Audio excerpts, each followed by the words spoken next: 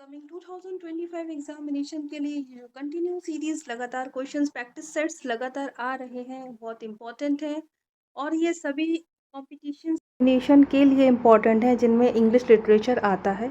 सब common questions है including grammar, so all are important. So let's start. Very first question, use the grammatical form in the following sentence. तो grammatical form हमको correct बताना है। The baby has dash up. अब देखिए ये जो आपका सेंटेंस है ये इसमें टेंस कौन सा है। ठीक है, इसमें आपका टेंस है प्रेजेंट परफेक्ट टेंस। कैसे पहचानेंगे हम, क्योंकि इसमें हैज़ लगा है। Has and have is the helping verb of present perfect. कोई भी प्रेजेंट परफेक्ट हो, कोई भी परफेक्ट टेंस हो, उस परफेक्ट टेंस में V3 होता है, वर्ब की थर्ड फॉर्म। तो यहाँ पर आपकी V3 कहाँ मिल रही है आपको, वोकन में। ओके, जो वेक वर्ड होता है, वेक, वोक एंड वोकन। ओके, तो बेबी हैज़ वोकन अप, इस तरह से हमको ग्रैब करना होता है। यहाँ पर ऐसे ही नहीं कि अच्छा बोल चाल में वोकन बैठ रहा है वोकन लगा दे, है ना। तो नहीं, वोकन अप जो है, वोकन क्योंकि थर्ड फॉर्म है, वेक, वोक एंड वोकन। ठीक है, अब वेकन से कंफ्यूज हो सकते हैं, वेकन या वेकन हो सकता है थर्ड फॉर्म, या वोकन। तो woken is the correct form जो कि आपका V3 है, इंपॉर्टेंट है और प्रेजेंट परफेक्ट टेंस है ये। ग्रामेटिकल फॉर्म के वे में करेक्ट करना है ना, ग्रामर यानी टेंस आ गया आपके इसमें। They are still working, they are still working, present continuous tense, they dash finished, यानी प्रेजेंट टाइम की बात चल रही है, प्रेजेंट टाइम है, प्रेजेंट टेंस है स्टार्टिंग में, तो अब सेकंड में भी प्रेजेंट टेंस ही आएगा कि वो काम कर रहे हैं, उन्होंने अभी तक फिनिश नहीं किया है। Okay, so answer is have not. Again present perfect have not आ गया इसमें। हैड नहीं आएगा, ये पास्ट का है। हैज़ क्यों नहीं आएगा, क्योंकि दे के साथ हैव आता है, प्लूरल है।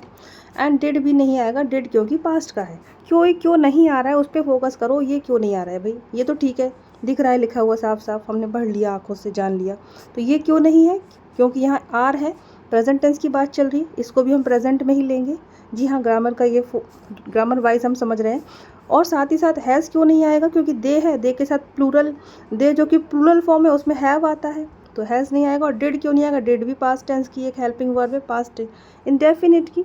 हमेशा ध्यान रखें MCQs को ऐसे ही सॉल्व किया जाता है, आप गलत वालों को हटाते चलेंगे, करेक्ट वाला आपके सामने सबसे पहले यूं ही आ जाएगा। Next one is use the correct grammatical form in the following sentence. I haven't been to the cinema for ages, we dash go a lot. अब देखो अंडरस्टैंडिंग वे में चलेंगे। I haven't been, okay, to the cinema for ages. I haven't been present perfect continuous tense है ये। Have been, has been, this is present perfect continuous tense. अब कह रहे हैं हम फॉर एजेस, इसमें क्या होता है ना, सिंस एंड फॉर आता है। फॉर कब आता है, अनिश्चित के लिए, एंड सिंस कब आता है, निश्चित समय के लिए। अनिश्चित है, एजेस मतलब कई सदियों से, कई समय से, हम मतलब बताने के लिए। अगर इसमें हम कहें एजिस कह दिया, ऐसे कई कई सदियों से हम नहीं गए, तो क्या सही है ये। इसमें आपका फिगर ऑफ स्पीच कौन सा हो जाएगा, अतिशयोक्ति, एग्जेगरेशन, बढ़ा चढ़ा के बात कर रहे हैं। ठीक है, तो कह रहे हैं कि हाँ, अब कि हम सदियों से सिनेमा नहीं जा रहे हैं, लाइक नहीं गए हैं। And we dash go a lot, जबकि था क्या, हमारी आदत थी बहुत ज़्यादा जाने की। ठीक है, क्योंकि यहाँ पर आप सेंटेंस की वे में समझेंगे तो यूज टू कब होता है, to indicate past habit.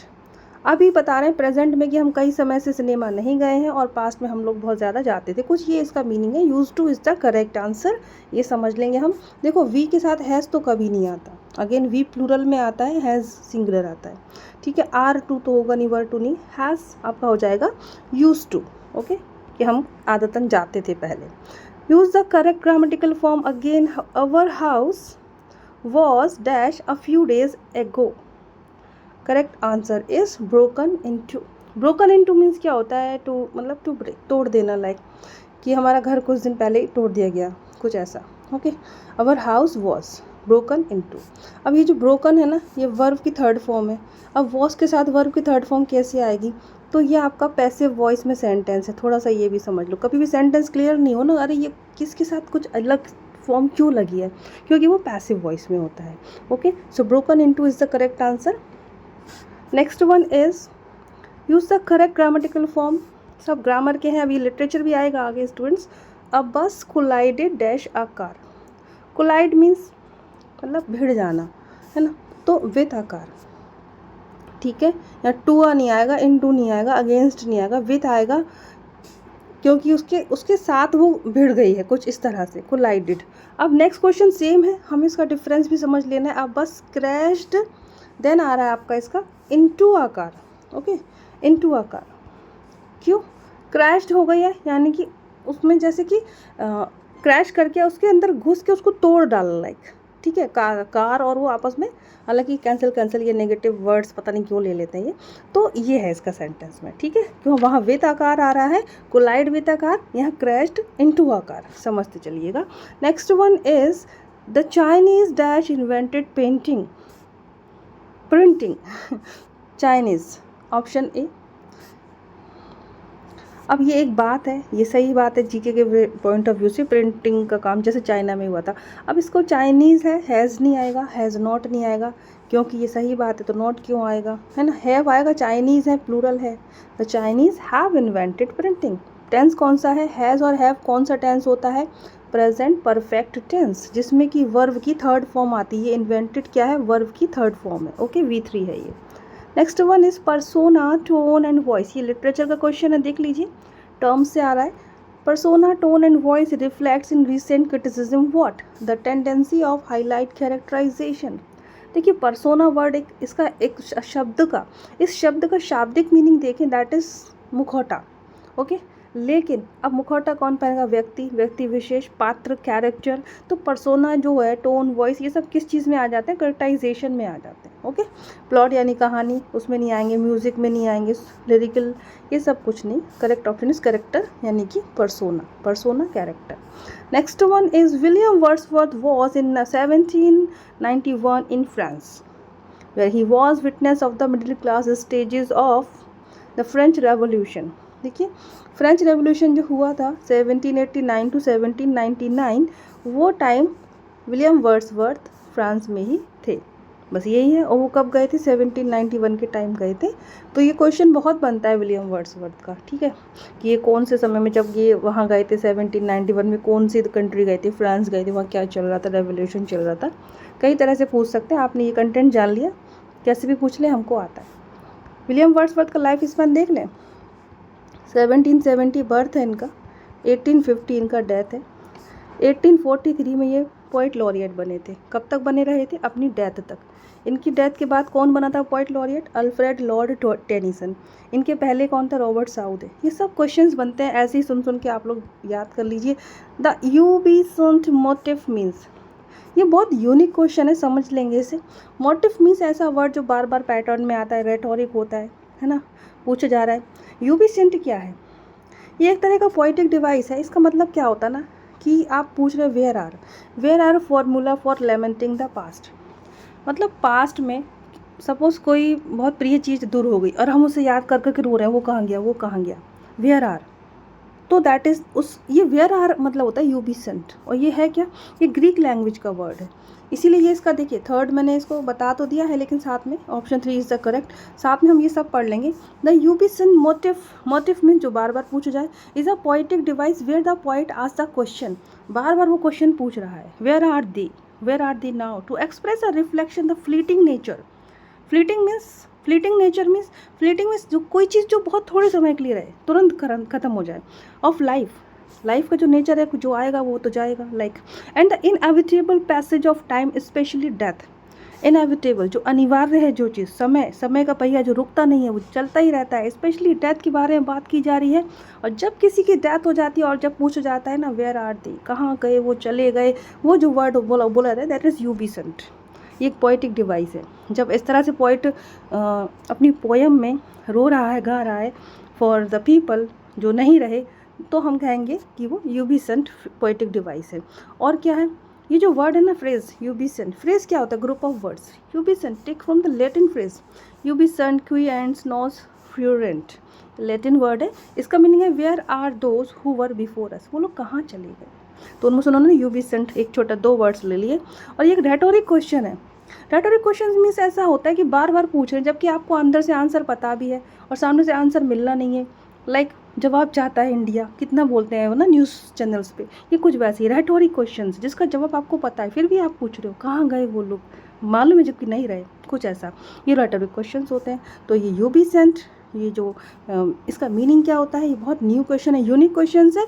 Where are formula for lamenting the past, past को लेमेंट करना, लेमेंट मीन्स होता है विलाप करना। Next question is myth comes from Greek mythos signifying. देखिए इसके पहले के मैंने जितने भी सेट बनाए हैं लगभग 8 से 9, और उसके पहले के भी, और उसके पहले जितनी भी सेट है, प्लेलिस्ट है पूरी, बेशक 2x में जाके देख लो, लेकिन देखो ज़रूर, आपके लिए हेल्पफुल है। ओके, और लाइक भी कर दो। सो मिथ्स, ये जो वर्ड है ये ग्रीक से आया है, माइथोस से। माइथो ग्रीक वर्ड है, माइथोस वहाँ से आया है। मिथ, और इसका मीनिंग क्या है, दैट इज स्टोरी, प्लॉट, सच है या उसको बनाया गया है। ओके, माइथोलॉजी वर्ड नहीं होता, माइथोलॉजी कहानियाँ, पौराणिक कहानियाँ। तो ये जो वर्ड है ना मिथ, ग्रीक वर्ड माइथो से आया है, इसका मीनिंग होता है plot. The comedy of error is an adaptation of a Latin comedy which is what, that is मैनेकिमी।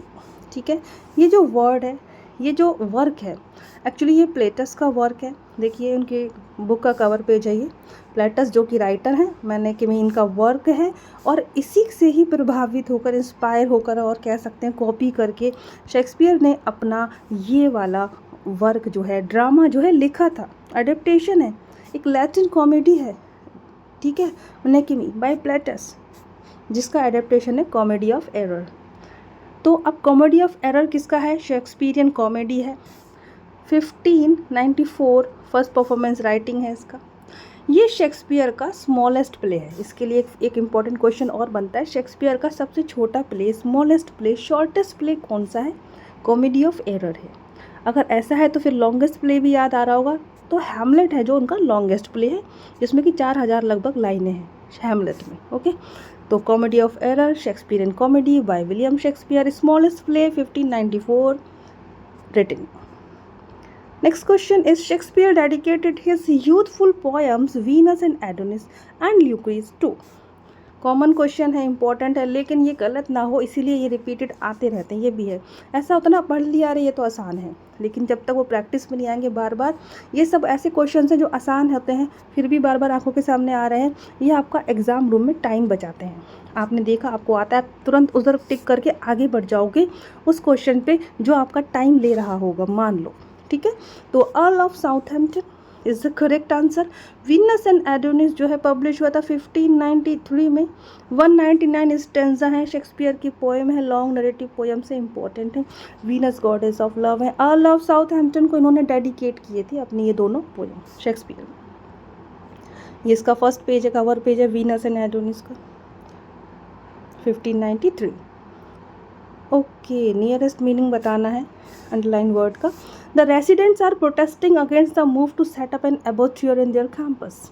किस चीज़ का रेसिडेंट जो है अगेंस्ट, मान लो अगर हमको, मान लो हमें इसका मीनिंग नहीं पता, तो वो किस चीज़ को प्रोटेस्ट करेंगे, toilet complex, fish market, vegetable godown या slaughter house. Obviously slaughter house जो कि कसाई खाना हिंदी में कहते हैं, इसी को तो प्रोटेस्ट करेंगे अगर हमें मीनिंग भी नहीं पता है तो। So abattoir means slaughter house is the correct answer. Next word is, again meaning पूछा है अंडरलाइन वर्ड का। The patient has been prescribed an emetic drug. So emetic drug means क्या, इंड्यूस, जो स्लीप को बढ़ाए, जो एलर्जी बढ़ा दे, या जो वोमिटिंग करा दे, या फिर क्रैम्प्स बढ़ा दे। क्रैम्प्स मीन्स पेन होता है, तो यहाँ वोमिटिंग है, मतलब उनको कुछ इस तरह की प्रॉब्लम हुई है कि वोमिटिंग करना ज़रूरी है, इस तरह से हम समझ सकते हैं। तो correct answer is vomiting. Okay, emetic का मीनिंग होता है वोमिटिंग, ऐसे समझ लो, vomiting. We are visiting satellite town. Satellite town का मीनिंग पूछा है यहाँ पर, अंडरलाइन वर्ड है।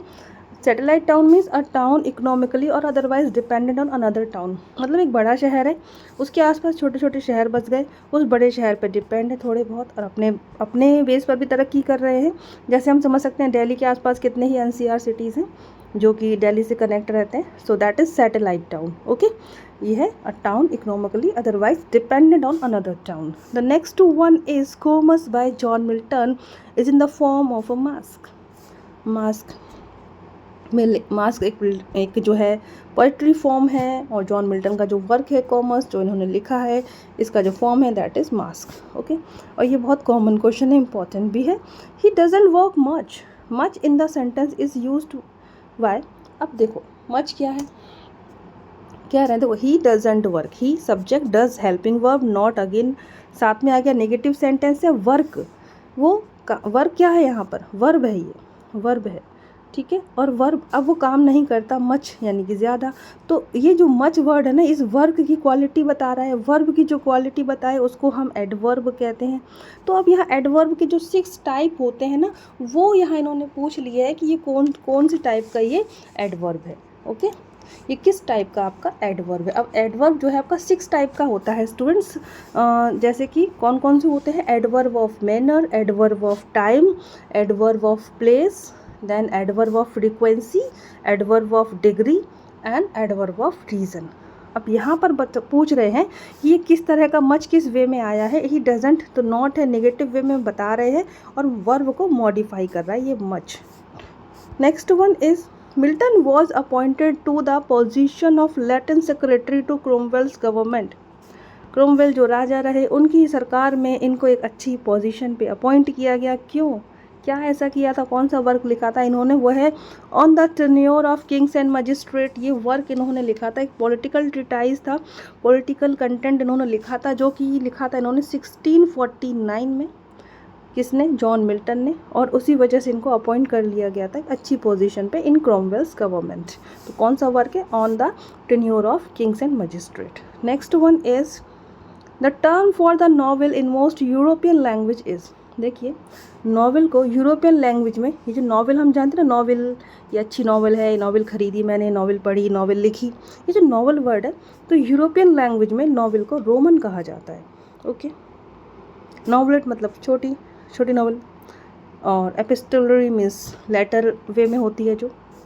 Next one is Samson Agonistes shows Milton's desire to bring over into English.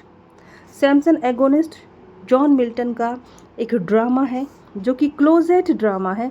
Closet drama वो होता है जो कि स्टेज पे परफॉर्म नहीं होता है, उसको बैठ के पढ़ा जाता है, दैट इज़ क्लोजेट ड्रामा, जो कि पब्लिश हुआ था पैराडाइज रीगेन्ड के साथ 1671 में।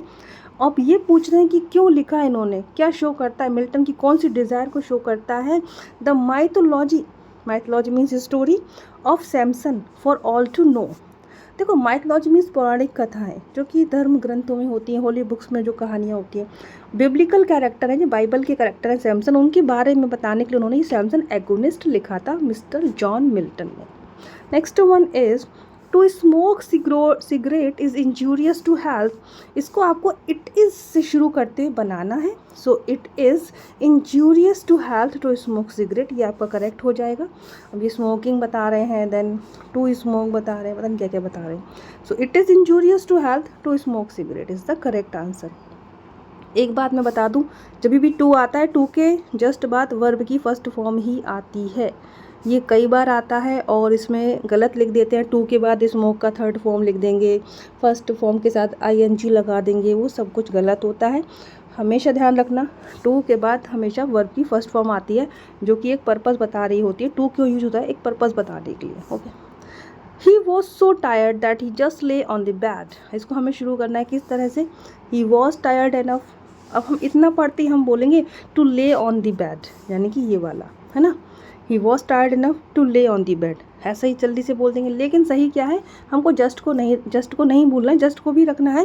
सो he was tired enough just to lie on the bed is the correct answer. Next one is identify the type of underline adverb in the following sentence.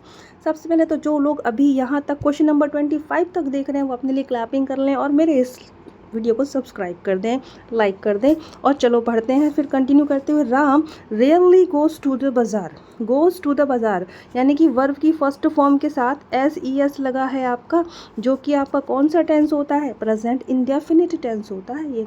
अच्छा, तो rarely goes जाते हैं, rarely यानी adverb है ये इसका। Type of adverb पूछा है, that is adverb of frequency. Frequency मतलब कोई चीज़ कितनी बार कर रहे हैं, तो रेयरली आपका करेक्ट हो जाएगा answer. Adverb of manner, adverb of time, place, frequency, okay, degree and reason, ये होते हैं आपके 6 types of adverb. Next one is identify the type of underline adverb in the following sentence. Again adverb से बहुत questions आ रहे हैं। यहाँ nearly को पूछ लिया है, I nearly had an accident, that is adverb of degree. Adverb of degree में क्या होता है ना, जो इंटेंसिटी को डिस्क्राइब करते हैं, यानी कि वेरी, नियरली, क्वाइट, तो इसका करेक्ट आंसर नियरली हो जाएगा। Next one adverb of degree हो जाएगा। Next one is pathetic fallacy is a phrase invented by literary term से क्वेश्चन है ये, जो भी डिफरेंट डिफरेंट लिटरेरी टर्म्स हैं इंग्लिश लिटरेचर में वो किसने कॉइन की है, ये वैसा ही कुछ क्वेश्चन है। तो pathetic fallacy coined by John Ruskin in 1856। Pathetic fallacy personification की तरह होती है, जब पोइट अपनी पोइट्री में कुछ इस तरह से बता रहे हैं कि क्लाउड सिंग्स, है ना, फ्लावर्स आर डांसिंग, तो ये सब क्या हो जाता है, पैथेटिक फैलेसी में आ जाता है। सो स्टूडेंट्स, बहुत ही इंपॉर्टेंट सीरीज़ चल रही है, जुड़े रहिए, सब्सक्राइब करें और आगे ज़रूर बढ़ाते जाएं। आपके लाइक करने से सभी के साथ ये वीडियो पहुंच जाता है ऑटोमेटिकली। थोड़ा सा हम्बल बनिए और सेल्फिश ना बनते हुए। Thank you so much for watching this video. खुश रहें, पॉजिटिव रहें। जय हिंद ऑल ऑफ यू।